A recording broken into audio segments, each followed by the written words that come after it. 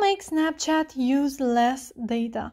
Hello guys and welcome to our channel. So here, as you can see, I am already on my Snapchat app, so make sure that you get to this page too.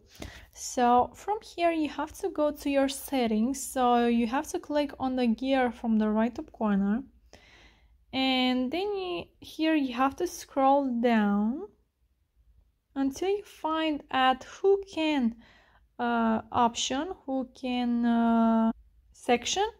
At the bottom you will see data saver, so click on that, and then here you have to click on the box right here, and here you have to select how long you would like data saver to be enabled. So you can set this to 3 days, 1 week, or until turned off.